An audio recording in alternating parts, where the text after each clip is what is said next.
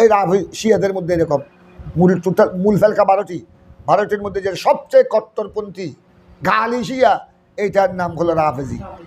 এটার নাম কি? রাফেজি। এটা হজরত মৌলা আলী আওলাদ রসুল, মৌলা আলী মুশকিল কুশা মা ফাতেমা, ইমাম হাসান, ইমাম হুসাইন, 12 ইমাম, আওলাদে পাক আহলে বাইত রসুল, এদেরকে সম্মান করতে গিয়ে, এদেরকে বেশি সম্মান দেখাতে গিয়ে সাহাবায়ে কেরামের উপর কি করেছে? বেয়াদবি করেছে। এমনকি সিদ্দিক আকবরকেও ছাড়ে নাই। সিদ্দিক আকবর, ফারুক আজমকে পর্যন্ত মুনাফিক বলে। এরা বলে যে একমাত্র রসুল পাকের ইন্তেকালের পর, রসুল পাকের বেসালের পর খেলাফতের হাসল হকদার মৌলা আলী, হজরত আলী। এটা হজরত আলীকে তারা মনে করে খলিফায়ে বেলা ফসল, খলিফায়ে। আমরা তো আহলে সুন্নাত ওয়াল জামাত, আমরা মৌলা আলীকে খলিফা মানি 4 নম্বরে, মাঝখানে ফাসলা। আমরা রসুল পাক এবং মৌলা আলীর মাঝখানে কি ফাসলা মানি? 3 জন আছে মাঝখানে, কথা বুঝছো? আমরা মৌলা আলীকে খলিফা মানি, ইসলামী জগতের 4th নম্বর খলিফা মা আল ফসল আমরা মানি। উনি আর রসুল পাকের মাঝখানে কয়জন আছেন? 3 জন। ওনারাই খলিফায় বরহক, ওই 3 জনও খলিফায় বরহক। ওনাদের পরে মৌলা আলীও। আমাদের আহলে সুন্নাত ওয়াল জামাতের ইজমা হলো, আমার রসুল পাক সাল্লাল্লাহু আলাইহি সাল্লামের বেসাল শরীফের পর, আমার নবীর ইন্তেকালের পর খলিফায়ে বেলা ফসল, কোনো ফাসলা ছাড়া, মাঝখানে কোনো ব্যবধান ছাড়া খলিফায়ে বেলা ফসল হলেন কে? সিদ্দিক আকবরের পরে ওমর ফারুক আজমের পরে উসমান যুন নুরাইনের পরে এবং ওয়া আলাইহিল ইজমা। এটার উপর কি হয়ে গেছে? আহলে সুন্নাত ওয়াল জামাত, আহলে হকের ইজমা হয়ে গেছে। কিন্তু এই রাফেজিরা এরা এটা মানে না। এরা বলে রসুল পাক সাল্লাল্লাহু আলাইহি সাল্লামের ইন্তেকালের পর হযরত আলীই খলিফায়ে বেলা ফসল। খলিফায়ে বেলা ফসল মানে রসুল পাক আর মৌলা আলীর মাঝখানে কোনো ফাসলা নাই। রসুল পাক উনাকে, আর এটা বলে রসুল পাক উনাকে খলিফা বানিয়ে গেছেন। রসুল পাক হাজ্জাতুল বাদা 10ম হিজরি বিদায় হজ থেকে আসার পরে গদির হুকুম, ওরা গদির হুকুম পালন করে। গদির হুকুম এটা হলো মক্কা শরীফ থেকে আসার পথে, মদিনা শরীফের দিকে আসার পথে একটা আপনার ওখানে পুকুর ছিল, পুকুর, ওইটার জায়গার নাম হোম। ওই গদির মানে পুকুর, তালাব। ওখানে ওই পুকুরের পাড়ে বসে রসুল পাক সাল্লাল্লাহু আলাইহি ওয়াসাল্লাম সমস্ত সাহাবীদের থেকে অঙ্গীকার নিয়ে হযরত আলীকে সেখানে এই বিদায় হজ থেকে আসার পথে, মক্কা শরীফ থেকে মদিনা শরীফ থেকে ফিরার পথে ওই গদির হুম ওই এলাকায় ওনাকে কি করে দিয়েছেন? খলিফা ঘোষণা দিয়েছেন। খলিফায়ে বেলা ফসল, অর্থাৎ আমার রসুলের ইন্তেকালের পরে আমার পরে খলিফা কে হবে? হযরত আলী হবে। এইটা আল্লাহর রসুল ওনাকে খলিফা নিযুক্ত করে গেছেন বিদায় হজ থেকে আসার পথে গদির হুম নামক স্থানে। কিন্তু এইটা ওনাকে খলিফা হতে দেয় নাই আবু বকর সিদ্দিক আর উমর। এই 2 জনে ষড়যন্ত্র করে, এই 2 জনের রসুল পাকের ইন্তেকাল শরীফের পর এই 2 জনে ষড়যন্ত্র করে আনসার মুহাজিরদেরকে এদেরকে হাতে আয়ত্ত করে, এদেরকে হাতে নিয়ে বশীভূত করে এই 2 জন খেলাফতকে ছিনিয়ে নিয়েছে হযরত আলী থেকে। এই 2 জনেই সব কিছুর মূল হলো এই 2 জন। এই জন্য রাফেজি, শিয়াদের মধ্যে যারা অত্যন্ত কট্টরপন্থী শিয়া, এরা অন্যান্য সাহাবীর শানত বেয়াদবি করে আমিরে মুয়াবিয়া তো আছেই, কিন্তু এমনকি সিদ্দিক আকবর, ফারুক আজমকে পর্যন্ত ছাড়ে না। এদের পর্যন্ত তারা বলে মুনাফেক। এরা মুনাফেক। এরা একমাত্র হযরত আলীও ছিল খলিফা রসুল পাকের ইন্তেকালের পরে খলিফায়ে বরহক, খলিফায়ে বেলা ফসল, খলিফা হওয়ার হকদার, এবং আল্লাহ রসুল ওনাকে খলিফা নির্বাচিত করে গেছেন বিদায় হজ থেকে আসার পথে। কোন জায়গায়? গদির হুকুমে। এই মাত্র 2 জনের দ্বারা, এবং এই 2 জনের যারা অনুসারী ছিল, এরা সবাই মুনাফেক, এরা সবাই বাতিল। এরা এত বড় কট্টর জালেম রাফেজি, এত কট্টরপন্থী শিয়া।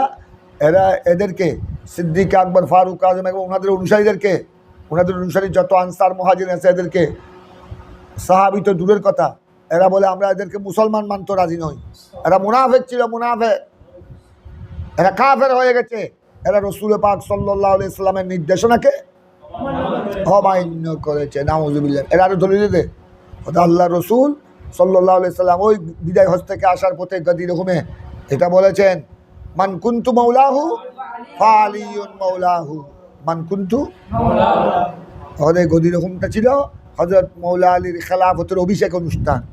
ওখানে সমস্ত উপস্থিত সাহাবায়ে কেরামের সামনে আমার নবী ঘোষণা দিয়েছিলেন মান কুনতু মাওলাহু, আমি যার মৌলা আলীও তার মৌলা।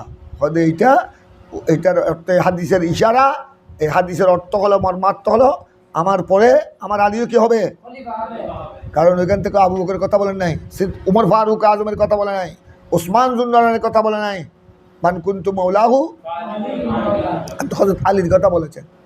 আমি যাদের মৌলা, তোমরা যারা আমাকে মালিক মনে করো, মৌলা মনে করো, অভিভাবক মনে করো, আমার আলীও তাদের কি মৌলা, আমার আলী তাদের মৌলা। এখানে তারা মৌলা মানি মনে করে খলিফা। তো এখানে আমাদের আহলে সুন্নাত ওয়াল জামাতের জবাব কি? আমাদের জবাব হলো আল্লাহ রসুল তো মৌলানা বলেছেন মৌলা আলীকে, আমরা তো মৌলা আলীকে মৌলা মানি, মৌলা আলী বলি না, আমরা মৌলা আলী বলি না, তা আমরা তো হাদিসের উপর আমল করি। আমার রসুল যেহেতু আলীকে কি বলেছেন, আমরা তো ওনাকে মৌলা আলী বলি। তো আমার রসুল যদি রসুল পাকের ইন্তেকালের পর ওনাকে যদি খলিফা নিযুক্ত করতেন, তো আমার নদী ওনার ক্ষেত্রে মৌলা বলেছেন, মৌলা বলতে পারছেন, তো খলিফা বলতে পারতেন না? আমার নবী তো খলিফা বলেন নাই। মৌলা যে কে হতে পারে, মৌলা মানি অভিভাবক, মৌলা মানি মালিক, মৌলা মানি সম্মানী ব্যক্তি। তোমাদেরকে মৌলানা বলে না সবাই, মৌলানা মানে কি আমাদের কি, আমাদের মৌলানা। তোমাদের পিছনে যারা নামাজ পড়ে মুক্ত দিই, তোমাদের ওয়াজ নসিহত যারা শুনে, তোমাদের বক্ত অনুরক্ত সবাই আমাদের উলামা ইকরামকে কি বলে, মৌলানা। মৌলানা আব্দুর রহমান, মৌলানা ইমরান, মৌলানা নঈমুদ্দিন আল কাদরি, মৌলানা খাজা বাকিবিল্লাহ আছে না? আমাদেরকে উলামা ইকরামকে মৌলানা বলছে, তো আমরা কি দেশের খলিফা ছিলাম না? আমরা দেশের খলিফা আছি, আমরা তো কোনো প্রশাসনিক দায়িত্ব নেই। তো এটা মৌলানা মানে মৌলা, এটা সম্মানী শব্দ। এটা কি সম্মানী শব্দ, অর্থাৎ হুজুর হলেন আমাদের মৌলানা, আমাদের মৌলা। তার মানে হুজুর আমাদের দিন ধর্ম সম্পর্কে আমাদেরকে হুজুর শিক্ষা দেয়। সুতরাং আমাদের দিন ধর্ম শিক্ষার ক্ষেত্রে হুজুর আমাদেরকে নামাজ পড়াচ্ছেন, আমাদেরকে জুমা পড়াচ্ছেন, আমাদেরকে মসলাইল শিক্ষা দিচ্ছেন, আমাদেরকে ওয়াজ নসিহত করছেন, কোরআন হাদিসের বাণী শোনাচ্ছেন। এই অর্থে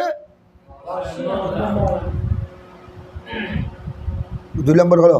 আর ওটা মূল ওখানে মান কুনতু মাওলাহু ফাআলিয়ুন, আমি যাদের মৌলা আমার আলীও।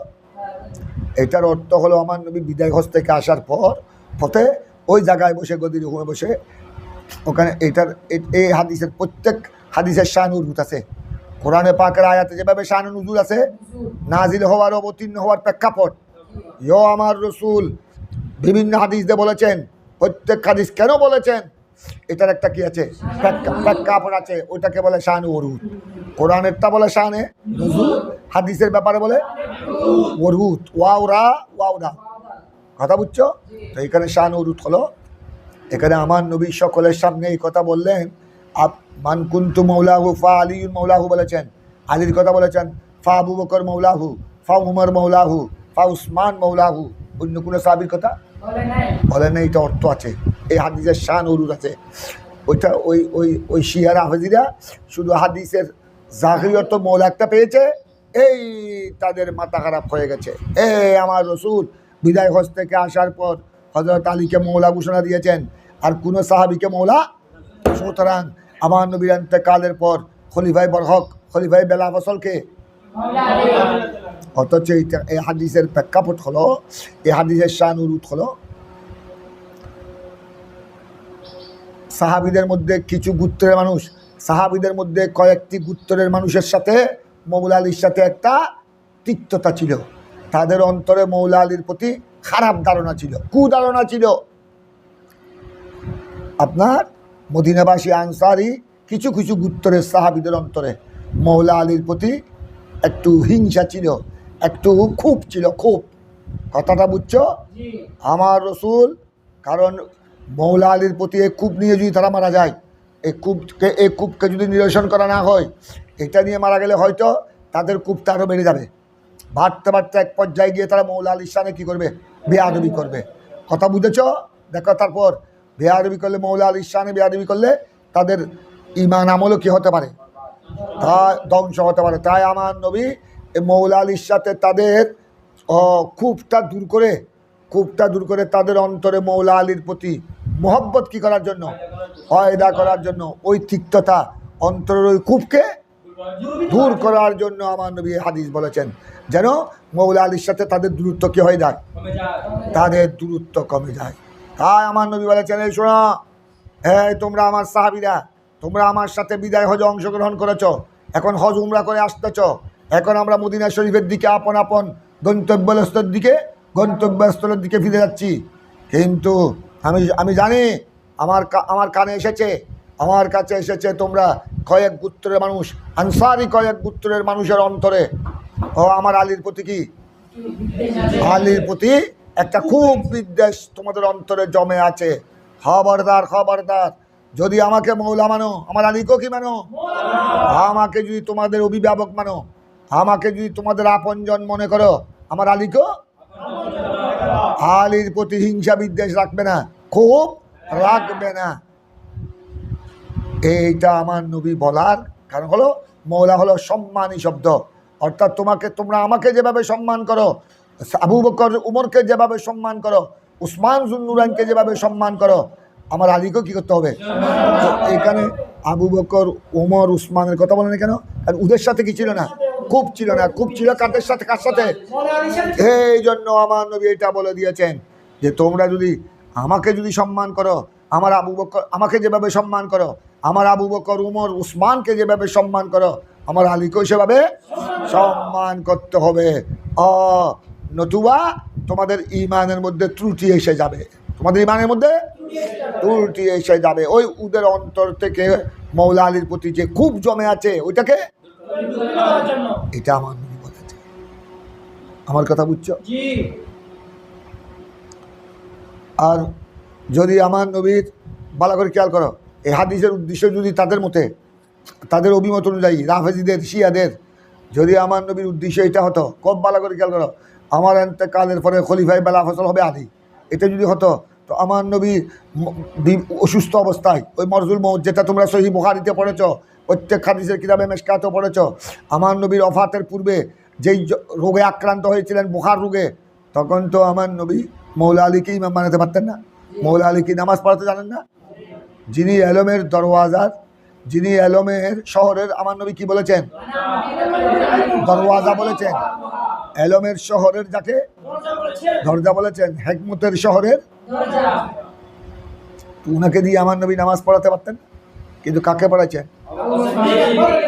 এমনকি মা আয়েশা, উম্মুল মুমিনিন আয়েশা সিদ্দিকা, আমার নবীর স্ত্রী, তোমরা এটা বুখারীতে পড়েছ, উনি আরজও করেছিলেন, আমার নবী যখন মুরু বলেছেন সাহাবায়ে কেরামকে, আমার নবী তখন অসুস্থ, ভালো করে দাঁড়াতে পারছেন না, আমার নবী ইন্তেকাল আগে কয়েক ওয়াক্ত নামাজ পড়াতে পারেন নাই, কথা বুঝছো?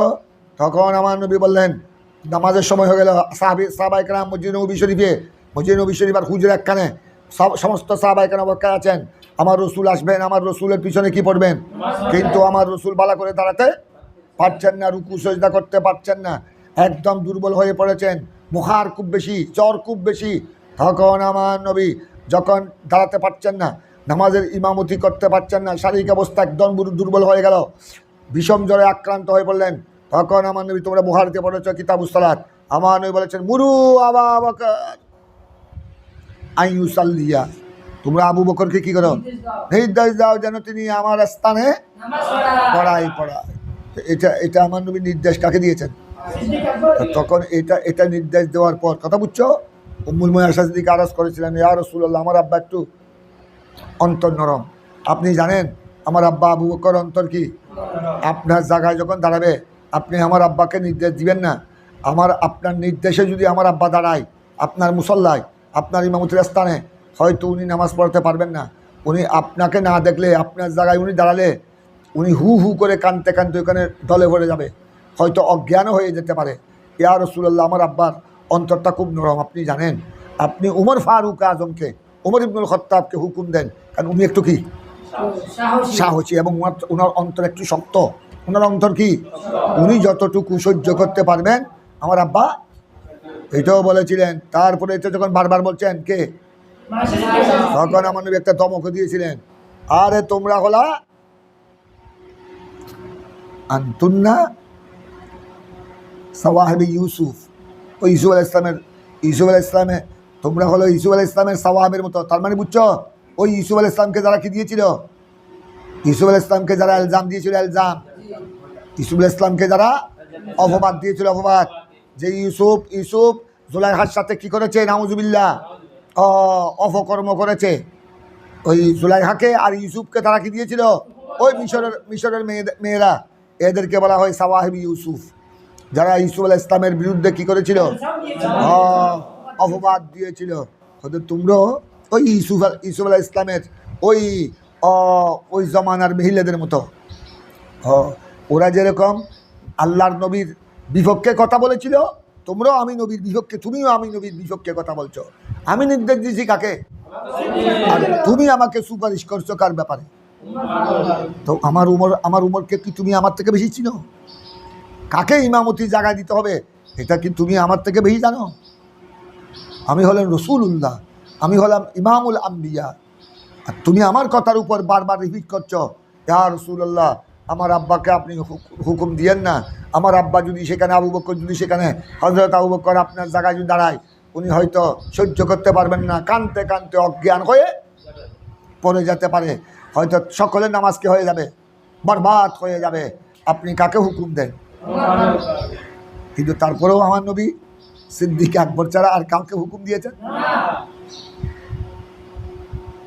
এটা তো মৌলা আলী নিজেও বলেছেন, এটা স্বয়ং মৌলা আলী বলেছেন যে আপনি আবু বকর সিদ্দিককে লক্ষ্য করে যে আপনি রসুল পাকের হায়াতে জাহরায় আপনি নামাজের ইমামতি করেছিলেন, আপনি দ্বীনের ইমামতি, নামাজ মানে দ্বীনের স্তম্ভ, সলাত ও ইমাদুদ্দিন, আপনি দ্বীনের ইমামতি করেছেন।